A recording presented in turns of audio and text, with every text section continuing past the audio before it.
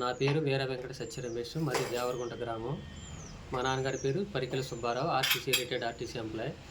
మాకు వేంపాడు అగ్రహారంలో 12 ఎకరాలు మా తాత ముత్తాతల నుంచి భూమి ఉంది. అది మా స్వాధీన హక్కుభుక్తంలో ఉండేది. మధ్యలో మా తాత ముత్తాతల నుంచి మేము శిస్తులు కట్టుకుంటూ పండించుకుంటూ వస్తూ ఉన్నాము. మధ్యలో ఈ బోయపాటి కిషోర్ అనేవాడు ఎంటర్ అయిన తర్వాత దాన్ని గొల్లపల్లి అర్జునులు మొత్తం 89 మంది రైతుల భూములతో పాటు మా భూములు కూడా ఆక్రమించి వాళ్ళతో పాటు మమ్మల్ని కూడా అందులో నుంచి వైదొలిగించి ఇప్పుడు వాడు ఆక్రమణలో ఉంది. అది మళ్ళీ మాకు అప్పచెప్పేసి దేవస్థానం వారికి మేము ఆల్రెడీ శిస్తు కట్టి ఉన్నాం. 1998లో ఒకసారి కట్టున్నాం, 2000 సంవత్సరంలో కట్టున్నాం 12 ఎకరాలకి.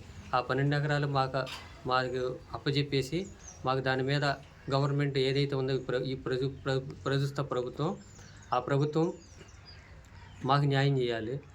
తర్వాత ఆ భూముల మీద మేము బ్యాంకుల్లో లోన్లు పెట్టుకుని మాకు డబ్బులు క్రాప్ లోను వచ్చి ఏర్పాటు చేస్తే మా అందరికి కూడా ఆమోదయోగ్యంగా ఉంటుంది.